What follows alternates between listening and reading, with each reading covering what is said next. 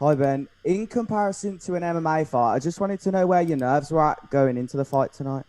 I wasn't nervous at all because, at the end of the day, my life doesn't change one way or the other, And MMA, I was always pursuing or defending a world title, really. And, today I was doing a fun boxing match. And if it turned out great, then great. If it turned out shit, then my life is the same. So there were really no nerves whatsoever.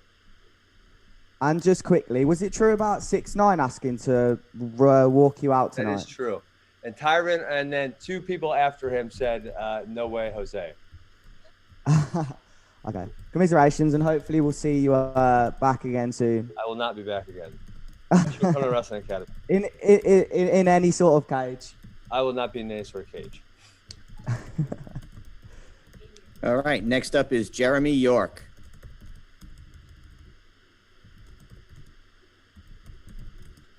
Well, obviously, Ben, probably didn't quite go the way you wanted it to, obviously. No. But like you said, this wasn't going to impact the legacy of Ben Askren. You've done so many great things up until this point, so many more great things to come up. Well, the obvious question, what is next? Is it coaching? You just said maybe not in a fight capacity. Is it coaching now? Yeah, I'm just going to continue with my life as it was, podcasting and coaching, and that's kind of what I told you guys all I was going to do. I mean, it is unfortunate. I really did think I could do better. It's, that was not fun. Well, either way, thanks for coming out. Hopefully you enjoyed our city, and we look forward to seeing you down the road, and good everything going forward. Cool.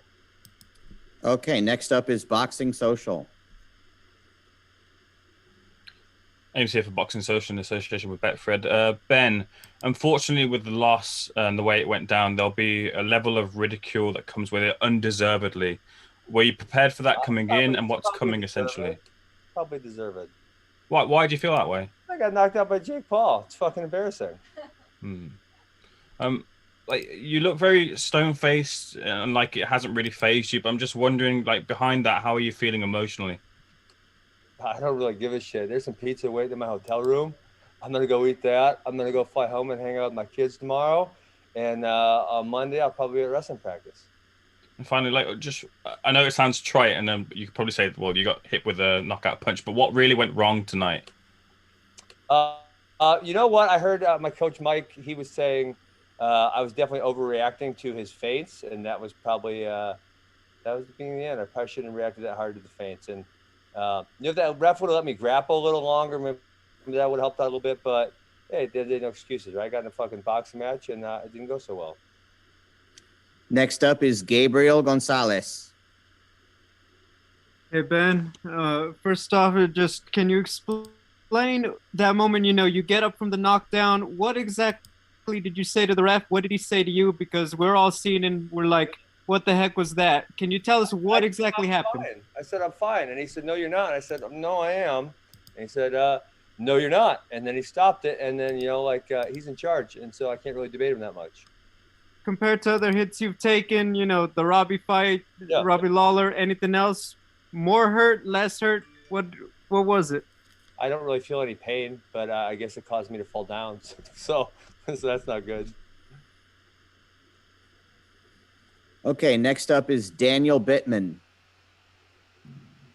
Hey, Ben. We all know two things. One, you're a world-class athlete. And number two, we know that you've had to answer pretty much the same question every time and that you're going to do the same thing, win or lose. Do you think that calm nature had anything to do with the loss tonight, not bringing enough adrenaline into it? No, I fought as hard as I could. I trained as hard as I could, right? Given the fact that I was sitting on the couch for 16 months. They said, let's fight. I said, okay. I started training right away. Given the amount of time, I got into as good a shape as possible. And I took it seriously. I was very disciplined in my training. So I don't really, I have no excuses, right? And like I said, I was very comfortable going in there. I don't know. I just got hit with a hard punch, I guess. Absolutely. Thank you, Ben, for a great career. Yep. Appreciate it. Next up is Hans Themistode. Hey, Ben. So, I really wanted to know, obviously since you just lost, do you kind of respect him now? Like his No, skill set? I don't. No, I don't, because I want to see him get in the fight, and I'm sorry I let you down. I didn't get to get in the fight with him. He hit me early. As I said, that's when you respect someone is when you see what they're made of. And I was hoping that you guys would get to see that tonight, and I let a lot of people down because they didn't get to see that. Well, that kind of follows me up to my next question. Do you feel like you let the MMA community down? Because it was a boxing ring, and I guess technically you did say that I he's didn't not. let the MMA community down. I let the world down. People fucking hate Jake Paul, and they wanted to see me make him miserable, and I didn't do that. So I didn't let the MMA community. I let the world down. And if I could just ask you this one last thing, obviously you were in MMA. If there's one person from MMA kind of around his weight class, who was that guy that you would kind of nominate? Tyron Woodley? I would love Tyron to whoop him up. Tyron wants to fight Oscar De La Hoya, but I would love for Tyron to fight Jake Paul. I mean, he's a significantly better boxer than I am. So, yeah, that would be my guy. Gotcha. Thank you, man. Really appreciate it.